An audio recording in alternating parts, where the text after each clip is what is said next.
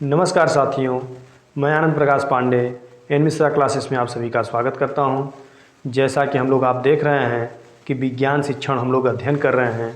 विज्ञान शिक्षण में आज हम लोग पाठ्य योजना कैसे बनाते हैं, क्योंकि पाठ्य योजना के पद जो हैं उसको हम लोग देख लिए थे, उसी के बाद हमको पाठ्य योजना बनाना आप लोग को सिखाना चाहिए था। लेकिन हमें लगा कि उससे पहले भी एक दो टॉपिक जो हैं उसको पहले बता देना चाहिए। तो आपको हम हर्बर्ट की पंचपदी प्रणाली, ब्लूम का टेक्सोनॉमी और ऐसे करके RCEM इसको हम लोग अध्ययन किए थे। एक आपका बचा है NCERT। अगर टाइम मिलेगा तो आपको NCERT की भी वीडियो आप लोग को मिल जाएगी, और अन्यथा अगर नहीं भी टाइम मिलता है तो पहले आप पाठ्य योजना बनाना सीख लीजिए। क्योंकि पाठ्य योजना अगर आपको कहीं ना कहीं आपको या तो 15 नंबर में पूछेगा और या फिर 25 नंबर में पूछेगा। क्योंकि पाठ्य योजना एक बड़े नंबर का मतलब क्वेश्चन का है कि ज़्यादा से ज़्यादा नंबर आपको पाठ्य योजना अगर आप बनाते हैं पेपर में तो ज़्यादा से ज़्यादा आपको नंबर मिलेगा। तो इससे पहले आप लोग चैनल पे जितने भी लोग नए हों वो चैनल को आप लोग सब्सक्राइब कर लीजिए, बेल आइकन को दबा लीजिए, ज़्यादा से ज़्यादा आप लोग वीडियो को शेयर कीजिए। क्योंकि अगर आप लोग कुछ भी नहीं पढ़े हैं, आप लोग जितना परेशान हो जाते हैं, मैथ नहीं पढ़ाए हैं, साइंस नहीं पढ़ाए हैं, तो आप लोग सिर्फ और सिर्फ एक पाठ्य योजना आप अगर बनाना सीख लेते हैं तो आप लोग का एक क्वेश्चन 25 नंबर का क्लियर हो जाएगा। क्योंकि इस बार वाला जो पेपर है वो आपका 1.5 घंटे का पेपर हो गया है, और 1.5 घंटे के पेपर में आपको पता है कि आपका कहीं ना कहीं जो क्वेश्चन 4 क्वेश्चन लॉन्ग क्वेश्चन पूछते थे तो 5-5 नंबर के 15 नंबर के पूछते थे। लेकिन अब वही 4 क्वेश्चन न पूछ करके सिर्फ 2 क्वेश्चन लॉन्ग क्वेश्चन पूछ रहा है। तो 2 क्वेश्चन अगर पूछेगा तो वो 2 क्वेश्चन कितने नंबर में पूछेगा, तो 25-25 नंबर में पूछ देगा, 50 नंबर का ही हो जाएगा। और 5 क्वेश्चन 60 वाला जो पूछेगा वो 10-10 नंबर का पूछेगा, तो 10-5 50 उस तरह से आपका हो जाएगा। तो आइए हम लोग देखते हैं कि पाठ्य योजना कैसे बनाते हैं। क्योंकि पाठ्य योजना के पद आपको हम 15 पद लगभग उसमें बताए थे कि 15 पद क्या क्या होते हैं। उसी 15 पदों में आज हम लोग देखेंगे कि उसी 15 पद में पाठ्य योजना कैसे हम बनाते हैं। किसी टॉपिक पे अगर दे दिया तो टॉपिक मैक्सिमम देता नहीं है, इसलिए कि अगर कोई टॉपिक अगर बाध्य कर देगा तो कहीं ना कहीं बच्चे उस टॉपिक को उस समय में पेपर के 1.5 घंटे में बनाने में थोड़ा सा क्या हो जाएंगे, परेशान हो जाते हैं। तो इसलिए वो बाध्य नहीं करना चाहिए।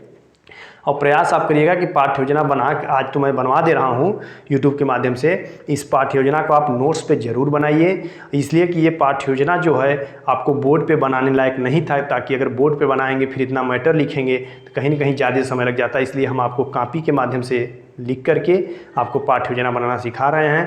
तो इसको आप लोग सबसे पहले आप लोग भी इसी तरह से नोट्स पे अपने बनाइएगा, और नोट्स पे बना करके फिर उसके बाद आपको क्या करिएगा, इस पाठ्य योजना को 2 से 3 बार आप बनाने का प्रयास करिएगा। तो आइए देखते हैं पाठ्य योजना कैसे बनाते हैं। तो सबसे पहले आप डाल दीजिएगा ऊपर आपका जो भी पेपर रहेगा, जो भी आपको कॉपी मिलेगी उस कॉपी पे आप लोग डाल दीजिएगा पाठ्य योजना। इस पाठ्य योजना डाल करके हेडिंग, फिर आप सबसे पहला उसमें क्या डालेंगे, विद्यालय का नाम। विद्यालय का नाम आपका जो भी रहेगा, XYZ मैं डाल दिया हूँ, जो भी आपका विद्यालय का नाम रहेगा उस विद्यालय के नाम को आप यहाँ पे लिख दीजिएगा। उसके बाद आप ऐसा ही एक बॉक्स बनाइएगा, या बॉक्स आप नहीं बना सकते हैं तो आप इस तरह से दिनांक के नीचे आप जो भी तारीख होगी वो आप डाल दीजिएगा। आप कक्षा, जिस कक्षे का आप पाठ्य योजना बना रहे हैं, 6 का बना रहे हैं, 7 का बना रहे हैं, 8 का बना रहे हैं, 9 का बना रहे हैं, इस तरह से जिस भी कक्षा का आप पाठ्य योजना तैयार कर रहे हैं उस कक्षा को आप अपने लिख लीजिएगा। कौन सा विषय, आप अगर पाठ्य योजना विषय विज्ञान का बना रहे हैं तो विज्ञान आप लिख दीजिएगा, गणित का बना रहे हैं तो गणित लिख दीजिएगा, भूगोल का बना रहे हैं तो भूगोल लिख दीजिएगा, इतिहास का बना रहे हैं तो इतिहास लिख दीजिएगा। जो भी पाठ्य योजना अगर आप बना रहे हों वो पाठ्य योजना यहाँ पे आप लिख दीजिएगा। उस पाठ्य योजना में भी आप, जैसे ये विज्ञान विषय हो गया तो विज्ञान विषय में भी अब उसमें भी 3 आते हैं, भौतिक विज्ञान आते हैं, रसायन विज्ञान आते हैं, जीव विज्ञान आते हैं। जैसे गणित ही हुआ तो यहाँ पे अगर आप गणित डालते तो फिर गणित में उप विषय में क्या हो जाता, रेखा गणित हो जाता, क्या नाम है, अंकगणित हो जाता, बीज गणित हो जाता। तो उस तरह से आप उप विषय में डाल देंगे। अब बात आती है अवधि। अवधि से क्या मतलब है कि आप कक्ष में कितने मिनट की आपके पीरियड है, जो कक्ष आपका मिला है वो 35 मिनट का है कि 40 मिनट का है कि 45 मिनट का है। जो भी आपकी अवधि होगा, जिस कक्षा में आप जा रहे हैं पढ़ाने के लिए, जिस कक्षा के लिए आप पाठ्य योजना बना रहे हो, उस अनुसार आप यहाँ पे अपनी टाइमिंग लिख दीजिएगा कितने मिनट का आपका है। उसके बाद आता है कालांश। कालांश से क्या मतलब है कि आप पहले पहले पीरियड में जाके पढ़ा रहे हैं, पहली घंटी आप पढ़ा रहे हैं कि दूसरी घंटी आप पढ़ा रहे हैं कि पाँचवीं घंटी आप पढ़ा रहे हैं। जैसा कि हम आपको एक संकेत दे दिए हैं कि हम पहली घंटी, मान लीजिए कि हम पहली घंटी पढ़ा रहे हैं आप लोग को। फिर आपका बात आता है प्रकरण। ये प्रकरण आप कब निकालेंगे? ये प्रकरण जब आप यहाँ से देखिए कि जब आप प्रस्तावना जब आप निकलवा लेंगे तो इस प्रस्तावना में जब आपका लास्ट क्वेश्चन निकल के आएगा कि विद्युत धारा से आप क्या समझते हैं, यह आपका क्या हो गया? समस्यात्मक प्रश्न हो गया। तो जब ये समस्यात्मक प्रश्न हो गया तो इसको, लेकिन हम जब पाठ्य योजना बनाते हैं तो इस पाठ्य योजना को बनाते समय सबसे पहले ही यहाँ पे हम लिख लेंगे प्रकरण। प्रकरण में क्या लिख लेंगे? विद्युत धारा। जैसा कि मान लीजिए वहाँ मेरा टॉपिक क्या था? विद्युत धारा था। अब इतनी पॉइंट अगर आप ऊपर पहले आप बना लेते हैं, लिख लेते हैं, तब आप डालेंगे। अच्छा, एक चीज़ का और ध्यान दीजिएगा, ये जो आपकी लाइनिंग जो चल रही है, इस लाइनिंग को ध्यान दीजिएगा। एक लाइनिंग आप पहले यहाँ से एकदम सीधे एक लाइन आप यहाँ से एकदम पूरा खींच लेंगे। उसके बाद ये इतना आप बॉक्स सब कुछ बना लेंगे, प्रकरण बना लेंगे, तो आप एक लाइन इस तरह से आपकी चलनी चाहिए। ये वाली लाइन आप देखिए, उसके ठीक नीचे आप यहाँ हेडिंग डालेंगे उद्देश्य, और उद्देश्य में फिर पहला उद्देश्य लिखेंगे। इसमें भी आप ध्यान दीजिए, उद्देश्य में आपको हम दो प्रकार के उद्देश्य पढ़ाए थे। एक क्या पढ़ाए थे? सामान्य उद्देश्य पढ़ाए थे। एक आपको पढ़ाए थे विशिष्ट उद्देश्य। तो आपको पहला पॉइंट, दूसरा पॉइंट, तीसरा और चौथा, पांचवा, ये जो आपका जो 5 पॉइंट जो आपका है, ये 5 पॉइंट आपका क्या हो जाएगा? ये 5 पॉइंट जो आपका हो जाएगा, ये 5 पॉइंट आपको कहीं ना कहीं सामान्य उद्देश्य होगा। जो भी आप विषय, विज्ञान विषय से अगर आप पढ़ा रहे हैं, इस विज्ञान विषय से हो जाएगा। और 5 के बाद आपका जो छठवां, सातवां, आठवां जो विषय है, अब ये छठवां, सातवां, आठवां विषय जो आपका विद्युत धारा जो आपका प्रकरण होगा, उस प्रकरण से संबंधित होगा। तो आप इस चीज़ का ध्यान दीजिएगा। कम से कम 8 पॉइंट आप लिख करके पेपर में आइएगा। 8 नहीं, मान लीजिए अगर 1-2 पॉइंट छूट भी जाता है तो कम से कम 3 सामान्य उद्देश्य, 3 विशिष्ट उद्देश्य, इतना तो कम से कम लिखिए ही आइएगा। अगर 5 भूल भी जाते हैं तो देखिए उद्देश्य में सामान्य उद्देश्य, ये देखिए आपका जो महात्मा गांधी काशी विद्यापीठ जो है, इसमें आपका जब पाठ्य योजना जब तैयार कराया जाता है तो इसमें पाठ्य योजना आपको कितने में बनाया जाता है? तो 8 लगभग बनवाया जाता है। और सब सामान्य उद्देश्य और विशिष्ट उद्देश्य सब के सब क्या होते हैं? एक में ही बनाए जाते हैं। ऐसा नहीं कि पहले सामान्य उद्देश्य डलवाएंगे अलग हेडिंग, 4-5 बनवाएंगे, फिर विशिष्ट उद्देश्य। नहीं, देखिए उद्देश्य कैसे लिखेंगे? ये आपका जो है वो सामान्य उद्देश्य, उसमें देखिए क्या है? छात्र छात्राओं में विज्ञान विषय के प्रति क्या है? रुचि जागृत करेंगे। हम क्या करेंगे? रुचि जो है उसको रुचि जागृत करना। तो आप यहाँ से समझ जाएंगे कि जो छात्र छात्राएं होंगे उनके किसमें विषय में? विज्ञान विषय के प्रति रुचि जागृत करना, ये आपका उद्देश्य हो गया। इसको आप याद कर लीजिएगा ताकि पेपर में लिखने में आपको आसानी होगी। दूसरा उद्देश्य आप देखिए क्या है? छात्र छात्राओं में किसके प्रति? मानसिक शक्ति का विकास करना। छात्र छात्राओं में विज्ञान विषय के प्रति रुचि जागृत करना। दूसरा उद्देश्य आपका है छात्र छात्राओं में मानसिक शक्ति का विकास करना। तीसरा उद्देश्य आपका क्या है? कि छात्र छात्राओं में तर्क शक्ति का विकास करना, ताकि बच्चा तर्क करेगा, तक बच्चे के जो होगा मानसिक शक्ति का विकास होगा। बच्चा जो भी टॉपिक आप पढ़ाने जा रहे हैं उस टॉपिक के रुचि के बारे में जो रुचि जागृत उसके बच्चे में होगी। चौथा पॉइंट आप देखिए क्या है? कि छात्र छात्राओं में सृजनात्मक शक्ति का विकास होगा या विकास करना। सृजनात्मक शक्ति उसके बौद्धिक क्षमता, उसका जो कुछ भी होगा, मतलब हर एक उसके क्षमता का विकास होगा। सृजनात्मक का मतलब कि सब गुणों का उसके में विकास होगा। पांचवा पॉइंट आपका जो है ये आपका है छात्र छात्राओं में रचनात्मकता का विकास होना। उसके जो रचनात्मकता होगी उसका विकास कैसे होगा। तो ये चीज़ें आपका हो गया। ये आपका 5 पॉइंट सबके सब क्या थे? सामान्य उद्देश्य। सामान्य उद्देश्य आप जाकर के जब पद जब पढ़ेंगे कि पाठ्य योजना के जो पद हैं उसमें हम आपको पढ़ाए हैं, तो पाठ्य योजना का जो पद होता है वो पाठ्य योजना का पद किससे संबंधित होता है? तो विषय से संबंधित होता है। विषय हमारा कौन सा है? तो विज्ञान विषय है। तो विज्ञान विषय के ये 5 जो क्या थे? सामान्य उद्देश्य थे। अगला देखिए जो छठवां, सातवां, आठवां जो है ये आपका कौन सा उद्देश्य होगा? ये आपका विशिष्ट उद्देश्य होगा। ये विशिष्ट उद्देश्य किससे संबंधित होगा? तो आपका जो ये प्रकरण जो लिखा गया है विद्युत धारा, इस विद्युत धारा से आपका होगा। तो विद्युत धारा में छठवां पॉइंट देखिए क्या है? छात्र छात्राओं ने, ये तो 5वां है, छठवां देखिए क्या है? छात्र छात्राओं में विद्युत धारा के बारे में ज्ञान कराया जाएगा। अच्छा, प्रकरण जो होता है और ये जो विशिष्ट उद्देश्य जो होता है, इस विशिष्ट उद्देश्य में आपको एक बार ज्ञान कराया जाएगा, एक बार उनके बारे में बोध कराया जाएगा। कहीं न कहीं इनको अगर कहा जाए, ये जो छठवां सातवां पॉइंट जो आपका विशिष्ट उद्देश्य आता है, आपका ज्ञानात्मक विकास या ज्ञानात्मक हम कह सकते हैं पक्ष का विकास कराएंगे, बोधात्मक पक्ष का विकास कराएंगे और क्रियात्मक पक्ष का विकास कराएंगे। तो वही चीज़ आपका विशिष्ट उद्देश्य में हो जाता है, आ जाता है। तो आप देखिए क्या कराएंगे? छात्र छात्राओं में विद्युत धारा के बारे में किसका ज्ञान कराएंगे, कि उसको ज्ञान कैसे होगा, बच्चा कैसे ज्ञान सीखेगा, उसका ज्ञान कराएंगे। दूसरा 7वां पॉइंट देखिए क्या है? छात्र छात्राओं में विद्युत धारा के बारे में क्या कराएंगे? बोध कराएंगे, उनके बोधात्मक विकास कराएंगे। उसके बाद देखिए 8वें में क्या है? छात्र छात्राओं में विद्युत धारा के बारे में जानकारी प्रदान की जाएगी। कहने का मतलब कि उनके क्रियात्मक पक्ष का विकास होगा। तो ये आपका क्या मिल गया, हल्का लग रहा है, कट रहा है, थोड़ा सा ध्यान से देख लीजिए। तो ये आपका क्या हो जाएगा, जानकारी प्रदान की जाएगी। तो ये आपका कहीं ना कहीं ज्ञानात्मक पक्ष का विकास हुआ, बोधात्मक पक्ष का विकास हो गया, और उसके बाद ये आपका क्या हो गया, ये आपका क्रियात्मक पक्ष का विकास हो गया। तो यहाँ से आप ये उद्देश्य आप यहाँ से खत्म कर दिए। अब इसके बाद देखिए ये वाली जो लाइनिंग जो होगी, आप क्या करेंगे, बॉक्स को बंद कर देंगे यहाँ पे। फिर आप बॉक्स में फिर क्या करेंगे, लिखेंगे शिक्षण सहायक सामग्री, कि कक्षा कक्ष में हम किस किस शिक्षण सहायक सामग्री से बच्चों का क्या करेंगे, हम अच्छे से समझाने का प्रयास करेंगे, क्या क्या हम शिक्षण सहायक सामग्रियां यूज करेंगे। तो आपका शिक्षण सहायक सामग्री में आप देखिए क्या है, जैसा कि एक शिक्षक के पास हमेशा चाक डस्टर हमेशा होना चाहिए, और वही इसीलिए तो यहाँ पे चाक और डस्टर को हम नहीं लिखे हैं। अगर आप लिखना चाहते हैं तो वहाँ पे लिख सकते हैं। तो ये आपका क्या हो जाएगा, रोलर बोर्ड। रोलर बोर्ड जैसा कि आप लपेट श्यामपट्ट उसको कह सकते हैं। आप लपेट श्यामपट्ट का खूब यूज ले जा करके अगर आप टीचिंग किए होंगे तो करते होंगे, तो लपेट श्यामपट्ट आप यहाँ पे लिख सकते हैं, लपेट श्यामपट्ट या रोलर बोर्ड इसको कह सकते हैं। पॉइंटर एक होता है, जो कि पॉइंटर जैसे मान लीजिए कि मेरा इसमें पॉइंटर क्या है, ये पेन है, हम इसके माध्यम से आपको समझा रहे हैं, दिखा रहे हैं, आपको पढ़ा रहे हैं। तो ये आपका क्या हो गया, इसी तरह से एक पॉइंटर आता है, तो आप पॉइंटर का प्रयोग करेंगे।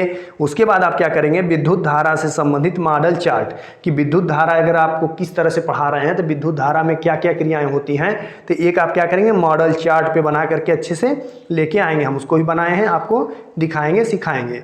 आगे इसके आगे देखिए, इसके बाद जो आपका है वो आपका क्या है, शिक्षण विधि। इसके बाद क्या है आपका, शिक्षण विधि। शिक्षण विधि में अगर आपको देखें तो शिक्षण विधि, इसके बाद देखिए क्या था आपका, इसके पहले वाले में, इसके पहले आपका शिक्षण सहायक सामग्री आपका था। और शिक्षण सहायक सामग्री जब हो गया तो शिक्षण सहायक सामग्री के बाद आप अगला हेडिंग क्या बनाएंगे अपना, शिक्षण की विधियां, कि आप जो भी पाठ्य योजना बना रहे हैं उस पाठ्य योजना में किस शिक्षण विधि का आप प्रयोग कर रहे हैं, कौन सी शिक्षण विधि के माध्यम से आप बच्चों को समझाने का प्रयास कर रहे हैं। तो आपका शिक्षण विधि कौन सा है, तो व्याख्यान सह प्रदर्शन विधि। देखिए अगर आप विज्ञान पढ़ा रहे हैं तो मैक्सिमम आप प्रयास करिएगा कि व्याख्यान सह प्रदर्शन विधि आप लिख दीजिएगा। क्यों, क्योंकि अगर विज्ञान आप पढ़ा रहे हैं तो बच्चे को आप व्याख्यान भी दे रहे हैं। सह प्रदर्शन विधि का मतलब कि आप कोई फिगर के माध्यम से, कोई चार्ट पे बनाए हुए चित्र के माध्यम से, या कोई आप उपकरण ला करके बच्चों को दिखा करके उसके माध्यम से आप बच्चों को समझाने का प्रयास कर रहे हैं, और व्याख्यान आप बोल करके आप व्याख्यान दे रहे हैं। तो ये चीज़ आपका क्या हो जाएगा, शिक्षण विधि में व्याख्यान सह प्रदर्शन विधि, ये आपका सबसे आसान हो जाता है, बन जाता है पाठ्य योजना। उसके बाद क्या होता है, पूर्व ज्ञान लिखा जाता है। पूर्व ज्ञान लिख करके, अच्छा एक चीज़ और ध्यान दीजिएगा, बार बार बता रहा हूँ, ये लाइनिंग ऐसे के ऐसे चलती रहेगी। इसके बाद ये वाली लाइनिंग चलेगी, और यहाँ पे आपका बॉक्स, वहाँ पे देखिए क्या था, यहाँ पे आप अगर ध्यान दीजिए थोड़ा सा, तो शिक्षण सहायक सामग्री के बाद बॉक्स ये देखिए क्या हो गया, बंद हो गया। और बंद होने के बाद फिर आप यहाँ पे ध्यान दीजिए क्या है, कि फिर यहाँ पे बंद होने के बाद फिर ये शिक्षण सहायक सामग्री आ जाएगी। और शिक्षण सहायक सामग्री में व्याख्यान सह प्रदर्शन विधि, व्याख्यान सह प्रदर्शन विधि का हम प्रयोग कर रहे हैं। उसके बाद पूर्व ज्ञान, पूर्व ज्ञान में आप क्या लिखेंगे, कि छात्र छात्राएं विद्युत के बारे में सामान्य जानकारी रखते हैं। अब इसमें आपका सामान्य जानकारी कब रखेंगे, क्योंकि आप जब यहाँ पे जान गए कि विद्युत धारा से आप क्या समझते हैं, तो यहाँ पे किसकी बात हो रही है, विद्युत धारा की बात हो रही है। जब विद्युत धारा की जब बात हो रही है, जब बच्चा जो समस्यात्मक है, तो इसका मतलब कि विद्युत धारा बच्चे को नहीं आता है, और बच्चे को विद्युत धारा नहीं आता, लेकिन विद्युत के बारे में तो कुछ ना कुछ जानकारी वो जानता होगा ना। तो इसीलिए हम यहाँ पे लिखेंगे कि विद्युत धारा के बारे, मतलब विद्युत के बारे में सामान्य जानकारी रखते हैं छात्र छात्राएं। अब इसके बाद ये वाली लाइन आपकी बंद हो जाएगी। यहाँ से लाइन जो चल रही थी, यहाँ आप लिखेंगे प्रस्तावना, और प्रस्तावना लिखने के बाद फिर एक ऐसा आप बॉक्स बनाएंगे, यहाँ पे क्रम संख्या लिखेंगे, यहाँ पे छात्राध्यापक या छात्राध्यापिका होंगी तो छात्राध्यापिका क्रिया लिख देंगे अपने आप को, और छात्र छात्रा क्रिया यहाँ पे आप लिख देंगे। इसके बाद आप यहाँ पे क्या करेंगे, प्रस्तावना आप निकलवाएंगे। बच्चे जो आप कक्षा कक्ष में सबसे पहला आप काम कराते हैं, प्रस्तावना बच्चों के बीच में निकलवाते हैं, और जो प्रस्तावना निकल के आता है उसको आप जाकर के बोर्ड पे लिख देते हैं। तो वही सेम कंडीशन यहाँ पे होगी आपकी। यहाँ पे आप प्रस्तावना निकलवाएंगे तो क्या आप क्वेश्चन पूछ रहे हैं बच्चे से, कि घर पर अंधेरे कमरे में किसी वस्तु को देखने के लिए हम क्या करते हैं। बच्चे से आप क्या क्वेश्चन पूछ रहे हैं, कि अगर हम घर पे हैं तो अंधेरे कमरे में किसी वस्तु को देखने के लिए हम क्या करते हैं। तो बच्चों ने क्या मतलब अपने आप को क्या देंगे उत्तर उसका, तो बच्चा उत्तर दिया, या छात्र छात्राएं जो भी हैं वो उत्तर क्या दे रहे हैं, कि प्रकाश की व्यवस्था कर देंगे। जाहिर बात है कि अगर अंधेरा कमरा होगा तो उसमें हम क्या करेंगे, प्रकाश की व्यवस्था कर देंगे, ताकि हमें कोई चीज़ उसमें वस्तु दिखाई दे। तो यहाँ पे जब आपका निकल के आ गया प्रकाश, तो इसी एक चीज़ और ध्यान दीजिएगा, जो यहाँ पे छात्र छात्राएं जो उत्तर देंगे इन्हीं से क्वेश्चन उठाएंगे हम। तो यहाँ पे क्या निकल के आया, मेरा उत्तर प्रकाश निकल के आया। तो फिर इसी प्रकाश से हम यहाँ पे क्वेश्चन फिर उठाएंगे, फिर बच्चों से पूछेंगे, छात्र छात्राओं से, कि प्रकाश हमें कहाँ से मिलता है। तो फिर छात्र छात्राओं ने क्या जवाब देंगे कि कोई बताएगा बल्ब से निकलता है, कोई बताएगा लालटेन से निकलता है, कोई बताएगा टार्च से निकलता है, मोमबत्ती से निकलता है, कोई बताएगा एलईडी बल्ब घरों में लगाया जाता है उससे निकलता है। तो अलग अलग भिन्न भिन्न जो हैं उनके उत्तर छात्र छात्राएं देंगे। तो जब छात्र छात्राएं देंगे तो इसमें से एक कोई भी जो हमारा प्रकरण होगा, जो हमारा क्वेश्चन होगा निकालने का, उस पर हम लेके जाएंगे। जैसे कि बल्ब ही हो गया, तो बल्ब पे हम क्या बोलेंगे कि बल्ब में प्रकाश किसके मतलब किससे उत्पन्न होता है। तो बल्ब में प्रकाश किससे उत्पन्न होता है, तो बच्चा जाहिर सी बात है बताएगा कि बल्ब हमारा विद्युत से चलता है, तो विद्युत से उत्पन्न होता है। यहाँ पे क्या लिखेंगे कि बल्ब में प्रकाश किससे उत्पन्न होता है, तो बताएगा विद्युत से। ये देखिए, कम से कम 3 क्वेश्चन आपका होना चाहिए। या तो आप चौथे क्वेश्चन में समस्यात्मक आप बना लीजिए, या तो 5वें क्वेश्चन बनाइए। मैक्सिमम प्रयास करिए कि कम से कम 5 तक क्वेश्चन आप समस्यात्मक बनाने के लिए क्वेश्चन आप पूछें बच्चों से। 5वें क्वेश्चन में आप समस्यात्मक क्वेश्चन लाएं। या फिर अगर आप 5वें तक नहीं पहुंच पाते हैं, नहीं आप बना पाते हैं प्रस्तावना, तो कम से कम आप 4 क्वेश्चन तक जरूर पहुंचिए। तो चौथा क्वेश्चन यहाँ पे देखिए विद्युत निकल के आया। फिर विद्युत से आप क्वेश्चन पूछिए कि विद्युत के संचरण की क्रिया को क्या कहते हैं। तो फिर बच्चा जवाब देगा कि विद्युत के संचरण की क्रिया को क्या कहते हैं, तो विद्युत धारा कहते हैं। बच्चा क्या जवाब देगा कि विद्युत के संचरण की क्रिया को विद्युत धारा कहते हैं। अब आपको जाहिर सी बात है कि आपको समस्यात्मक निकालना है क्वेश्चन, तो आप फिर क्वेश्चन पूछेंगे बच्चों से कि विद्युत धारा से आप क्या समझते हैं। तो विद्युत धारा से आप क्या समझते हैं जब आप पूछेंगे तो बच्चा वहीं हो जाएगा कंफ्यूज। हो सकता है कुछ बच्चे आपका आंसर दे भी सकते हैं, तो फिर आप उसको विस्तृत ज्ञान देने के लिए कहेंगे ठीक है आज हम लोग विद्युत धारा के बारे में अध्ययन करेंगे। तो ये चीज़ आपका समस्यात्मक हो जाएगा, और समस्यात्मक जब हो जाएगा तो फिर आप यहाँ पे बॉक्स अपना बंद करेंगे, और बंद करने के बाद फिर आप क्या हेडिंग लगाएंगे, उद्देश्य कथन। जैसा कि आपको हम जब प्रस्तावना ये क्या नाम है पाठ्य योजना के जब पद आपको पढ़ा रहे थे, तो उस पद को पढ़ाते समय 15 प्रकार के पाठ्य योजना के पद बताए थे। उसमें आपको हम बताए थे कि प्रस्तावना खत्म होने के बाद तुरंत आप उद्देश्य कथन लिखेंगे, और उद्देश्य कथन लिख करके इसमें आप क्या लिखेंगे कि आज हम लोग विद्युत धारा के बारे में अध्ययन करेंगे। तो ये चीज़ आप यहाँ पे बच्चों से बोलते हुए, और आप जो प्रस्तावना आपका निकला है विद्युत धारा, इस विद्युत धारा को आप कहाँ लिख देंगे, आपका जो प्रकरण जो है इसको ब्लैक बोर्ड पर लिख देंगे। लेकिन अगर आप कॉपी में लेसन प्लान, अगर आप पेपर में आप बैठे हैं, अगर आप लेसन प्लान बना रहे हैं, तो सेम एकदम एक एक पॉइंट आप याद कर लीजिए। आप 2 बार देखिए लेसन प्लान बनाइए, 2 बार लेसन प्लान आप बनाएंगे, अपने आप आपको याद हो जाएगा। पाठ्य योजना के पद आप याद कर लीजिए, या तो पेपर में आपका पाठ्य योजना का पद पूछ लेगा 25 नंबर में, या तो पाठ्य योजना कैसे बनाई जाती है इसको पूछ लेगा। तो कहीं ना कहीं आपको बेनिफिट मिलेगी, और आप 25 नंबर यहीं से आपका तैयार हो जाएगा। और गारंटेड है या तो पाठ्य योजना का पद पूछेगा, या तो पाठ्य योजना कैसे बनाते हैं ये पूछेगा। तो इसको आप बिल्कुल हल्के मत लीजिएगा, अच्छे से आप तैयारी करके अपना जाइएगा।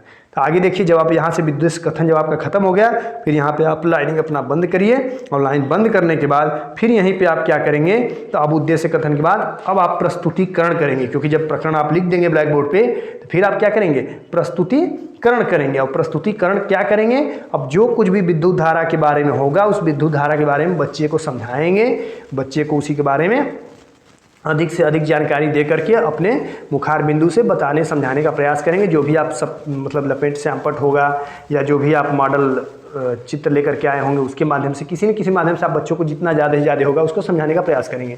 तो प्रस्तुतिकरण आप हेडिंग डालेंगे। इस प्रस्तुतिकरण को भी देखिए, यहाँ पे लाइनिंग बंद करेंगे, एक लाइनिंग यहाँ से बंद करेंगे, और सेम एक लाइनिंग जैसे चल रही थी वैसे चलेगी।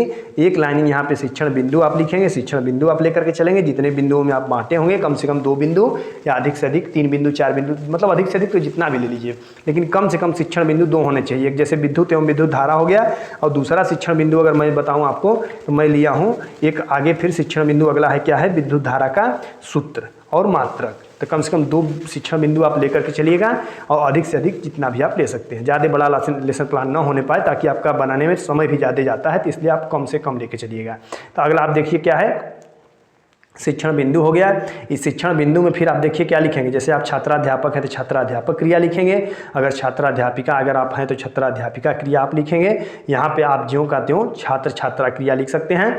यहाँ पे आप लिखेंगे श्यामपट्ट कार्य। श्यामपट्ट कार्य पे जो कुछ भी आप समझाएंगे, जो कुछ भी बताएंगे, उसमें हो सकता है मात्रा की कोई मतलब किसी बच्चे को लिखने ना आए कोई शब्द, तो उसको आप यहाँ पे लिख देंगे, या अगर नहीं बच्चा समझ पा रहा है तो उसको आप फिगर बना करके समझा देंगे। देखिए जैसा कि यहाँ पे हम फिगर बना करके थोड़ा सा समझाने का प्रयास किए हैं। तो देखिए यहाँ पे जैसे विद्युत एवं विद्युत धारा, फिर यहाँ पे आप हेडिंग डालेंगे, एक शिक्षण बिंदु बनाएंगे आप, और इसी शिक्षण बिंदु को फिर बच्चों को समझाएंगे, पढ़ाएंगे, और यहाँ पे जैसा कि आप यहाँ पे लिखेंगे विद्युत एवं विद्युत धारा के बारे में, तो क्या लिखेंगे कि विद्युत जो है विद्युत ऊर्जा का एक रूप है। क्या लिखेंगे, विद्युत हमारा जो है वो विद्युत क्या है, ऊर्जा का एक रूप है। दैनिक जीवन में विद्युत ऊर्जा बहुत महत्वपूर्ण है। हमारा जो भी दैनिक जीवन है उसमें विद्युत धारा की क्या है, सबसे ज़्यादा उपयोगिता है। कहीं ना कहीं अगर विद्युत ऊर्जा न होती तो आज हम इतने मतलब हमको सुविधाएं नहीं मिल पाती। तो यही चीज़ कहा जा रहा है कि हमारे दैनिक जीवन में विद्युत ऊर्जा का बहुत ही महत्वपूर्ण है या बहुत ही महत्व है। घरों में बल्ब, पंखा, टीवी, हीटर आप देख रहे हैं, अगर बल्ब न होता तो हमको प्रकाश न मिलता, पंखा न होता तो हमको हवा न मिलती, टीवी न होता तो हमारे मनोरंजन का साधन नहीं मिलता, हीटर न होता तो ठंडी के दिनों में हमको गर्मी नहीं मिलती। तो ये सब चीज़ें क्या हैं, फ्रिज, प्रेस, तो ये सब क्या है, फ्रिज जैसे है ठंडे पानी, या ऐसे फ्रिज में भी बहुत सारी चीज़ें ऐसी हैं जो कि हम कुछ काफ़ी वस्तुओं को 2-4 दिन तक रख सकते हैं, बिगड़ती नहीं हैं। जैसे सब्जियाँ वब्जियाँ हुई, प्रेस जैसे हुआ, प्रेस से क्या मतलब है कि कपड़ा अगर हम प्रेस करते हैं तो थोड़ा सा अच्छा हम दिखते हैं, थोड़ा सा हमारी पर्सनालिटी अच्छी बनती है, तो इसलिए हम प्रेस करते हैं अपने कपड़े को, उसके मतलब ऐसे आदि। जैसे कि चलाने के लिए विद्युत ऊर्जा की आवश्यकता होती है, तो इन सभी चीज़ों को चलाने के लिए हमें किसकी आवश्यकता होती है, तो विद्युत ऊर्जा की आवश्यकता होती है। इसी प्रकार बड़े बड़े कारखानों में मशीन तथा खेती के लिए पानी का पंप चलाने के लिए विद्युत ऊर्जा की आवश्यकता होती है। देखिए यहाँ पे समझने का प्रयास करिए कि जो बड़ा बड़ा जो कारखाना है उसमें भी हमको विद्युत ऊर्जा की ज़रूरत पड़ती है। खेतों में पानी जैसे आप भरते हैं, मान लीजिए जैसे गेहूं का सीजन इस समय चल रहा है, तो गेहूं अगर मान लीजिए कि आप अगर सिंचाई का साधन आपके पास नहीं है, मतलब नहर वहर नहीं है अगर आपके पास, अगर कहा जाए तो जैसे आपके पास अगर तालाब है तो तालाब से पानी अगर आपको खेतों में ले जाना है तो क्या करेंगे आप, एक छोटा सा आता है मतलब पंप, तो उसको हम लेंगे, पंप को, पानी वाला पंप, उसको ले करके उससे हम क्या करेंगे, वो भी एक विद्युत का ही साधन हो बनेगा ना, उसमें से भी विद्युत ही उत्पन्न होगी ना, तो उससे वो अपना विद्युत ऊर्जा की आवश्यकता कहीं ना कहीं हमको इससे होती है। अब आगे जब यहाँ पे आप विद्युत के बारे में जान गए तो अब बात आती है विद्युत धारा कि विद्युत धारा क्या है। तो विद्युत धारा यहाँ से आप समझिए क्या है कि आवेशों के प्रवाह को विद्युत धारा कहते हैं। जैसे यहाँ पे देखिए 2-3 पॉइंट जैसे आए थे, ऊर्जा, तो आप सैंपट मतलब सैंपट जो कार्य होगा सैंपट पे आप लिख देंगे ऊर्जा।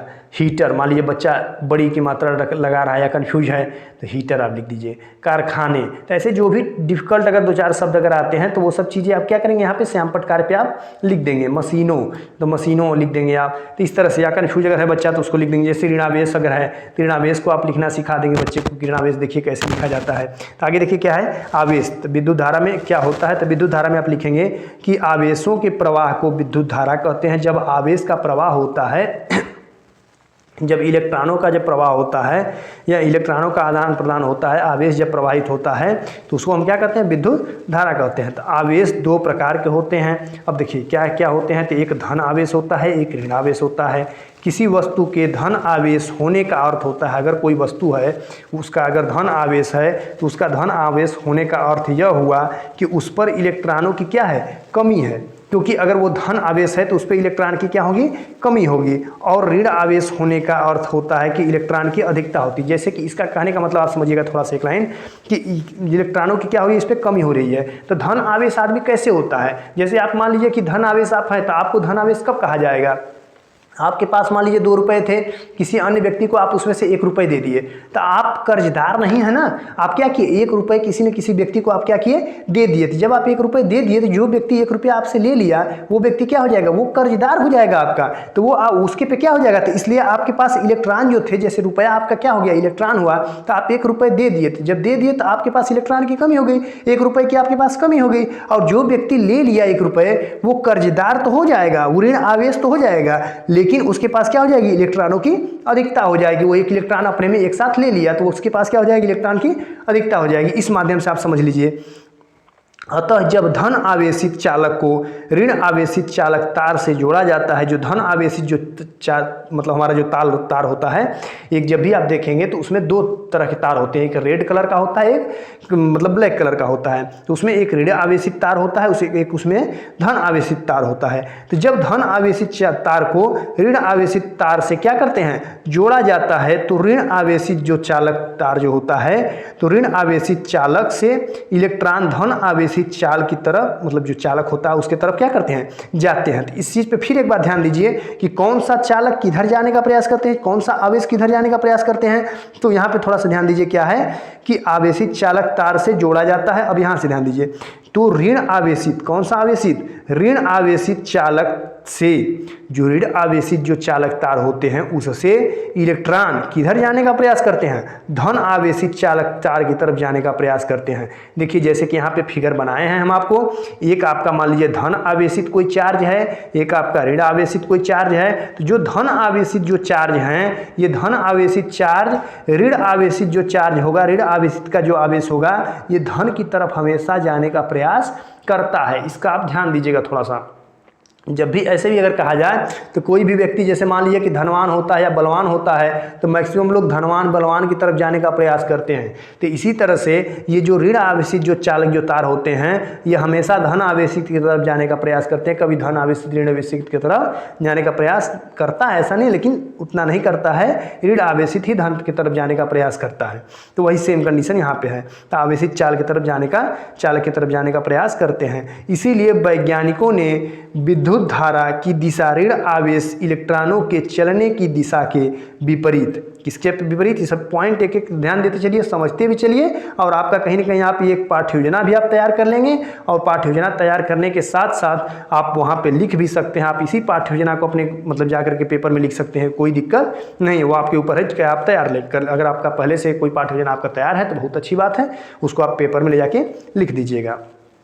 तो क्या है कि इसीलिए वैज्ञानिकों ने विद्युत धारा की दिशा ऋण आवेश, जो ऋण आवेश होता है हमेशा इलेक्ट्रॉन के चलने की दिशा के विपरीत, अगर इलेक्ट्रॉन मान लीजिए इधर से इधर चल रहा है तो जो ऋण आवेश होगा इधर से इधर जाने का प्रयास करेगा। तो वही चीज़ वहाँ पे है, विपरीत अथवा धन आवेश जो होता है चलने की दिशा के मतलब दिशा में माना जाता है, धन आवेशित दिशा में ही माना जाएगा, लेकिन उसको क्या होता है, विपरीत माना जाता है। थोड़ा सा यहाँ पे ध्यान दीजिए, यहाँ पे क्या था, इलेक्ट्रॉनों के चलने की दिशा के विपरीत अथवा धन आवेश के चलने की दिशा में माना जाता है। जो धन आवेश जो चलती है उसकी दिशा में उसको माना जाता है। तो आप यहाँ तक समझ गए होंगे। एक शिक्षण बिंदु आपका यहाँ पे क्या हुआ, समाप्त हो गया। जब एक शिक्षण बिंदु जब आपका यहाँ पे जब आपका समाप्त हो गया, तो अब आप क्या करेंगे, कुछ क्वेश्चन प्रश्न बच्चों से पूछेंगे। किस लिए पूछेंगे कि जितना हम इतनी बातें बच्चों को पढ़ाए एक शिक्षण बिंदु विद्युत और विद्युत धारा के बारे में, तो क्या बच्चा उसके बारे में समझ पाया है, कि ऐसा तो नहीं कि पता चले कि हम इतना समझा डालें और बच्चा उसके बारे में क्या किया हो, कुछ भी समझा ही ना हो। तो हम क्वेश्चन क्या पूछेंगे कि आवेश कितने प्रकार के होते हैं। तो बच्चा से जब पूछेंगे कि आवेश कितने प्रकार से होते हैं, तो जो छात्र छात्राएं कक्षा में होंगे वो जवाब आंसर देंगे। अच्छा एक चीज़ ना दीजिएगा, ये शिक्षण बिंदु जब खत्म होगा तो ऐसा मत करिएगा कि यहाँ पे एक लाइन फिर बंद कर दीजिएगा, नहीं, ये लाइन जब तक शिक्षण बिंदु और क्वेश्चन चलता रहेगा तब तक ये चलता रहेगा। ये शिक्षण बिंदु मतलब लाइन अब यहाँ पे बंद नहीं होगा। तो यहाँ पे फिर आप क्वेश्चन जब पूछ लीजिएगा कि आवेश कितने प्रकार के होते हैं, तो बच्चे जो भी छात्र छात्राएँ कक्षा में होंगे वो आंसर देंगे कि आवेश दो प्रकार के होते हैं। पहला होता है धन आवेश, दूसरा होता है ऋण आवेश, जैसा कि हम यहाँ पे पीछे पढ़ा भी चुके हैं। यहाँ पे ध्यान दीजिए कि किसी वस्तु को धन आवेश होने का अर्थ होता है उस पर इलेक्ट्रॉनों की कमी, और ऋण आवेश होने का अर्थ होता है इलेक्ट्रॉनों की कमी। और यहाँ पे ध्यान दीजिए, यहाँ पे है आवेशों के प्रवाह को विद्युत धारा कहते हैं। आवेश दो प्रकार के होते हैं, धन आवेश और ऋण आवेश। तो आपको यहाँ पे जो था आंसर आपको मिल गया होगा कि आवेश कितने प्रकार के होते हैं। तो आवेश कितने प्रकार के होते हैं, दो प्रकार के होते हैं, पहला धन आवेश और दूसरा ऋण आवेश। अब फिर दूसरा क्वेश्चन आप ऐसा पूछिएगा जिसमें कि बच्चे क्या करें, उसका आंसर न दे पाएँ, या जो आपका टॉपिक पढ़ाना हो, जो शिक्षण बिंदु आपको बनाना हो, उस शिक्षण बिंदु के बारे में आप ऐसा क्वेश्चन करिएगा। तो अगला आप मान लीजिए क्या पूछ लिए फिर क्वेश्चन कि विद्युत धारा का सूत्र एवं मात्रक क्या होता है। अब बच्चा फिर कंफ्यूज, अब उसको पता ही नहीं कि विद्युत धारा का सूत्र और मात्रक, क्योंकि भाई विद्युत धारा उसको नहीं पता था, तो बच्चा कहाँ से बता पाएगा कि उसका सूत्र और मात्रक क्या होता है। तो आपका ये अगला क्वेश्चन हो जाएगा। और जब आप दूसरा क्वेश्चन आप जब भी ऐसा पूछेगा जो कि वो बच्चा बता ना बता पाए या फिर बता भी पाए तो आधा अधूरा बता पाए, ताकि उस क्वेश्चन को आप बता सके। यहाँ पे बच्चा निरुत्तर हो जाएगा, और जब निरुत्तर हो जाएगा तो फिर आप अगला शिक्षण बिंदु क्या बनाएंगे, विद्युत धारा का सूत्र और मात्रक। तो विद्युत धारा का आप सूत्र लिखेंगे श्यामपट पे, विद्युत धारा का सूत्र लिखेंगे, विद्युत धारा को I से प्रदर्शित करते हैं। और विद्युत धारा बराबर होता क्या है, तो चालक में प्रवाहित आवेशों की मात्रा, चालक में प्रवाहित आवेशों की मात्रा को हम प्रदर्शित करते हैं कैपिटल Q से, और उसके बाद बटा में विद्युत आवेश के प्रवाह का समय, कि जो विद्युत आवेश जो प्रवाहित होती है उस प्रवाह में कितना समय लगा है, वही होता है समय। तो I बराबर Q/T हो जाएगा। ये आपका सूत्र मिल गया। यहाँ पे देखिए लिखा भी है कि आवेश को हम Q से प्रदर्शित करते हैं, I को हम धारा से प्रदर्शित करते हैं, T को हम समय से प्रदर्शित करते हैं। तो ये आपको मिल गया। अब आगे ध्यान दीजिए, तो विद्युत धारा, तो विद्युत धारा का SI मात्रक, क्योंकि हम कहीं ना कहीं क्या किए, सूत्र निकाल लिए। जब सूत्र निकाल लिए तो इनके मात्रक भी देखेंगे। तो यहाँ पे देखिए क्या है, विद्युत धारा का SI मात्रक कूलाम प्रति सेकेंड। विद्युत धारा का SI मात्रक क्या होता है, कूलाम प्रति सेकेंड या एम्पियर होता है। इन दोनों मात्रक भी आप याद कर लीजिए, कहीं ना कहीं आपको काम देगा।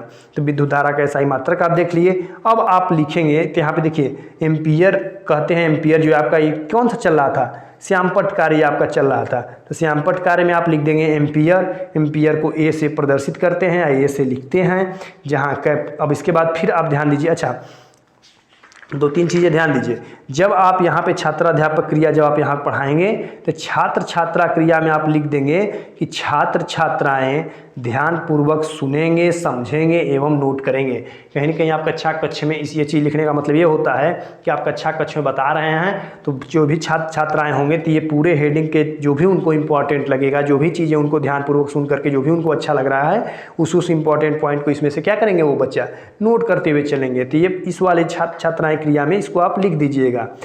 इससे आपको कहीं ना कहीं नंबर अच्छा सब मिलते रहते हैं। ये आपका पाठ योजना बनाने का यही तरीका होता है। तो आप यहाँ पे हो गया। अब आप जब यहाँ तक आप मात्रक और ये इसका सूत्र जब आप बता देंगे तो फिर आप निकालेंगे कि 1 एम्पियर किसे कहते हैं। तो आप क्या है, अर्थात यदि किसी चालक में 1 कूलाम आवेश 1 सेकेंड में प्रवाहित हो तो उसमें बहने वाली धारा 1 एम्पियर होती है। यहाँ से अगर पूछ ले फिर अगला कि 1 एम्पियर किसे कहते हैं, तो इसमें आप पहले ही बताए रहिए कि यदि किसी चालक में 1 कूलाम आवेश, यदि कोई चालक है, मान लीजिए एक छड़ है, मान लीजिए पेन जो आपका है यही अगर छड़ है, तो इस छड़ में अगर 1 कूलाम आवेश अगर हम इसको देते हैं, मान लीजिए कि ये आपका मान लीजिए छड़ है, इसी छड़ को अगर आप मान लीजिए यहाँ से कोई आप आवेश इसको देने का प्रयास कर रहे हैं, तो अगर इसको 1 कूलाम आवेश अगर आप देंगे तो 1 सेकेंड में समय आपका क्या होगा, 1 सेकेंड में कितनी प्रवाहित धारा, मतलब उसी आवेश में मान लीजिए अवस्था, तो इसमें जितनी धारा प्रवाहित होगी उसे ही हम क्या कहते हैं, तो 1 एम्पियर होगी या 1 एम्पियर हम कहते हैं। तो 1 एम्पियर का ये सूत्र हो गया। यहाँ पे Q बराबर 1 कूलाम, T बराबर 1 सेकेंड। तो 1 एम्पियर बराबर अगर सूत्र पूछ ले, 1 एम्पियर बराबर क्या होता है, तो 1 कूलाम बटा में 1 सेकेंड होता है। हम समझ रहे हैं कि यहाँ तक आपको समझ में आ गया होगा। यहाँ आपका दूसरा शिक्षण बिंदु क्या हुआ, समाप्त हुआ। अब आप यहाँ पे क्या करेंगे, इस लाइन को आप बंद कर देंगे। जब आप बंद करेंगे फिर आप ये बच्चों से क्या करेंगे, बोधात्मक प्रश्न पूछेंगे। बोधात्मक प्रश्न इसलिए पूछा जाता है कि जो भी पढ़ाए हैं पूरा का पूरा टॉपिक, जितना भी टॉपिक पढ़ाए हैं, क्या वो बच्चों को समझ में आया है कि नहीं आया है। तो बोधात्मक प्रश्न आपका 3 से 4 क्वेश्चन होने चाहिए, उससे ज़्यादा नहीं होने चाहिए। तो पहला पॉइंट आप देखिए क्या है, पहला क्वेश्चन यहाँ पे भी फिर आप बॉक्स बनाएंगे, फिर आप लिखेंगे क्रम संख्या। अच्छा, बोधात्मक प्रश्न ऐसा मत करिएगा कि बोधात्मक प्रश्न को आप इस वाले में लिख लीजिएगा, यहाँ पे नहीं। ये बोधात्मक प्रश्न आपकी ये वाली जो चल रहा है खाली स्थानीय वाली लाइनिंग, इन दोनों के बीच में, इनके बीच में आपका बोधात्मक प्रश्न होना चाहिए। फिर यहाँ छात्राध्यापक क्रिया, यहाँ छात्र छात्रा क्रिया। इसमें आप पहला क्वेश्चन पूछेंगे कि विद्युत धारा की दिशा किसके विपरीत चलती है। तो वहाँ पे आप पढ़े हैं कि विद्युत धारा की दिशा ऋण आवेश इलेक्ट्रॉनों के विपरीत चलती है। समझ रहे हैं ना कि विद्युत धारा की जो दिशा है वो किसके विपरीत चलती है, तो ऋण आवेश इलेक्ट्रॉनों के बीच चलती है।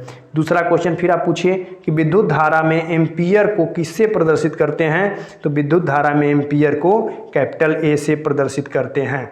अगला पॉइंट देखिए, मतलब अगला क्वेश्चन कि विद्युत किसका एक रूप है, तो विद्युत किसका एक रूप है, तो ऊर्जा का एक रूप है। जो भी आपका रहा ये पूरा का पूरा क्वेश्चन यहाँ पे आप पूछ लिए। जैसे आप पूछ सकते थे एक क्वेश्चन और कि विद्युत धारा का सूत्र क्या होता है, क्योंकि आप पढ़ाए थे। अब विद्युत धारा का सूत्र बच्चा बता देता कि चालक में प्रवाहित आवेशों की मात्रा बटा में विद्युत आवेश के प्रवाह का समय। तो ये आपका क्या हो गया, बोधात्मक प्रश्न हो गया। अब बोधात्मक प्रश्न के बाद यहाँ पे आप लाइनिंग आप बंद कर देंगे।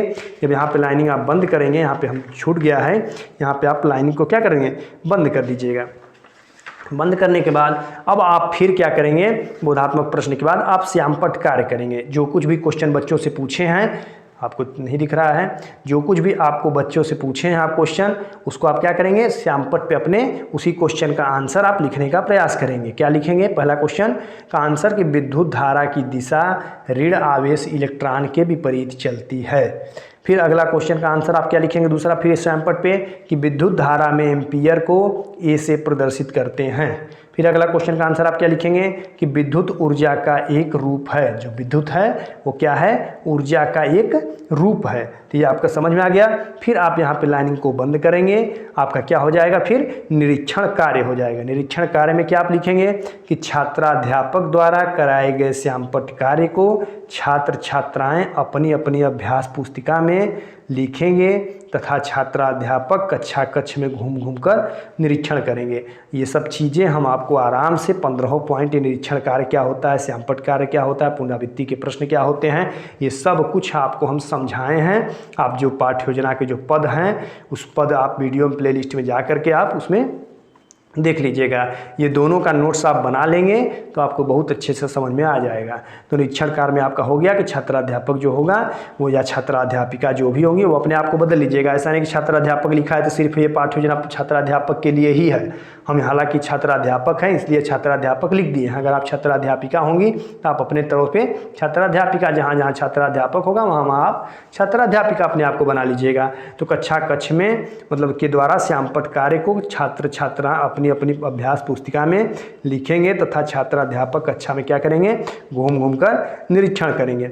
फिर आप जब सब कुछ आप कर लेंगे निरीक्षण कार्य, तो फिर आप 1-2 क्वेश्चन 3 क्वेश्चन आप बच्चों से पूछ लेंगे। पुनरावृत्ति के इसको प्रश्न कहते हैं कि पुनरावृत्ति का प्रश्न ये है, ताकि जो भी सब कुछ एकदम पढ़ाए हैं एकदम स्पष्ट हो जाए कि बच्चे एकदम समझ आए। साथ में कुछ और चीज़ें समझाने की जरूरत है तो पुनरावृत्ति के प्रश्न में 1-2 क्वेश्चन आप फिर पूछ लेंगे। क्या पूछेंगे, इलेक्ट्रॉनों के प्रवाह की दिशा क्या है, विद्युत धारा का सूत्र क्या है, आवेश को किससे प्रदर्शित करते हैं। और ये 3 को जो क्वेश्चन आप पूछेंगे बच्चों से पूछ के आप आंसर ले लेंगे, लेकिन आप इसका आंसर अपने पाठ्य योजना में नहीं लिखेंगे। सिर्फ क्वेश्चन आप लिख देंगे 2-3 क्वेश्चन, ये आपकी पुनरावृत्ति के प्रश्न हो जाएंगे। लास्ट में आप क्या करेंगे, गृह कार्य बच्चों को दे देंगे। गृह कार्य क्या होगा कि सभी छात्र छात्राएं अपनी अपनी अभ्यास पुस्तिका में पर विद्युत धारा से संबंधित संक्षिप्त नोट लिखकर आएंगे कि जो कुछ भी आप बच्चे को कक्षा कक्ष में आप पढ़ाए हैं, वो कक्षा कक्ष में जो कुछ भी पढ़ाई हुई बातें हैं, उन सभी विस्तृत चीज़ों को बच्चा क्या करेगा, अपने से घर से कुछ उस पर संक्षिप्त नोट, छोटा सा नोट्स बना करके कि क्या क्या वो बच्चा समझ पाया है उसको लिख के चला आएगा। यहाँ पे आप ये वाली लाइन आपकी यहाँ पे बंद हो जाएगी।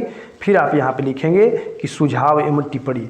यह आपका सुझाव एवं टिप्पणी इसके लिए होगा कि जो आपका कक्ष निरीक्षक होंगे, जो आपको चेक करने वाले रहेंगे कि आप कैसा पढ़ा रहे हैं, वो यहाँ आप अगर अपने कक्षा कक्ष में आप अगर पढ़ा करके से मतलब सब कुछ आएंगे तो वो लिखेंगे कि आपका पढ़ाने की शैली कैसी रही, आप कैसे पढ़ाए, अच्छा पढ़ाए कि नहीं पढ़ाए, आपका आत्मबल कैसा रहा, आप अच्छे से समझा पा रहे हैं कि नहीं समझा पा रहे हैं, आत्मविश्वास, आप आत्मविश्वास के साथ बच्चों को पढ़ा रहे हैं कि आप अपने ही कन्फ्यूज हैं। ये सब चीज़ें आपकी यहाँ पे सुझाव में टिप्पणी में लिखा जाएगा।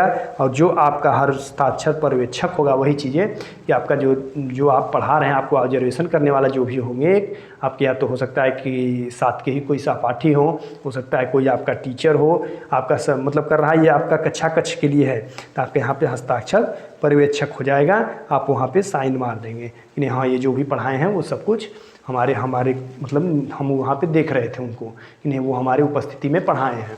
तो ये आपका हो गया पाठ्य योजना। तो आप हम समझ रहे हैं कि आप लोग आज विज्ञान शिक्षण की पाठ्य योजना आप देख लिए हैं, और मैं आपको बता दे रहा हूँ कि जितना मैं पढ़ा दिया हूँ वो आपके लिए सफिशिएंट है। इतना ही सिर्फ अगर आप तैयार करके जाते हैं 60 क्वेश्चन के लिए हो सकता है कि शायद एक आध दो क्वेश्चन आपका छूट जाए, वो भी हम प्रयास कर रहे हैं कि सब कुछ आपका कुछ भी छूटे ना पाए। इसलिए कि कहीं ना कहीं आप देखे हैं, आप प्रारूप देखेंगे इस बार पेपर का, तो 10 क्वेश्चन आपका 60 क्वेश्चन पूछ रहा है, 10 में से आपको 5 ही करना है। लॉन्ग क्वेश्चन में आपको 6 क्वेश्चन शायद पूछ रहा है, उसमें से आपको 2 ही क्वेश्चन करना है। तो लगभग हम इतना पढ़ाए हैं जिसमें कि आपका एक भी क्वेश्चन छूटेगा नहीं। तो आप जैसे कि पाठ्य योजना ही देख रहे हैं, तो एक पाठ्य योजना कन्फर्म पूछना है, एक पाठ्य योजना आप तैयार करके जाइए, या तो पाठ्य योजना के पद तैयार करके आप जाइए, यहाँ से आपका हो जाएगा। तो कहीं ना कहीं हम समझ रहे हैं कि आप लोग को वीडियो समझ में आया होगा, आपको पाठ्य योजना बहुत अच्छी समझ में आया होगा। कुछ भी अगर आपको दिक्कत हुई हो तो आप कमेंट के माध्यम से ज़रूर आप कमेंट करिए कि ये चीज़ आपको समझ में नहीं आई है। अगला पाठ्य योजना जो हम आपको पढ़ाएंगे तो उसमें समझाने का प्रयास आपको किया जाएगा। तो हम चाहते हैं कि आप लोग इस वीडियो को ज़्यादा से ज़्यादा शेयर करिए, ताकि आपकी पाठ्य योजना, ये महात्मा गांधी काशी विद्यापीठ ही नहीं, पाठ्य योजना जहाँ जहाँ बनवाई जाती है। देखिए कुछ लोग जैसे यूट्यूब पे वीडियो जो पाठ्य योजना बनाए होंगे, कैसे बनाए होंगे, घर पर अंधेरे कमरे में किसी वस्तु को देखने के लिए हम क्या करते हैं, तो वो डायरेक्ट प्रकाश, तो प्रकाश तो आई, तो ऐसा नहीं कि वो प्रकाश से ही क्वेश्चन उठाएंगे, वो अपना यहाँ पे कुछ भी उठा देंगे, कुछ भी उठा करके कोई क्वेश्चन उठा के कुछ भी उठा देंगे, कोई क्वेश्चन उठा के कुछ भी उठा देंगे, जो उनका प्रकरण रहेगा लास्ट में उसको उठा के। तो ये पाठ्य योजना बनाने का प्रस्तावना नहीं होता है, मैं आपको बार बार बता दे रहा हूँ। पाठ्य योजना बना अगर आप रहे हैं, उसका अगर आप प्रस्तावना निकलवा रहे हैं, तो आपको ये होना चाहिए कि पहला क्वेश्चन जो भी आप पूछते हो उसका जो भी आंसर आपको निकल के आता है, उसी क्वेश्चन को आप फिर से पुनः क्वेश्चन में आप पुट करके निकाल के आप अगला क्वेश्चन का आंसर करिए। ये आपका पाठ्य योजना बनाने का तरीका होता है, ये प्रस्तावना निकलवाने का तरीका होता है। हम समझ रहे हैं आप लोग को बहुत अच्छे से समझ में आया होगा। तो इसी के साथ अगले वीडियो में हम लोग मिलते हैं। धन्यवाद।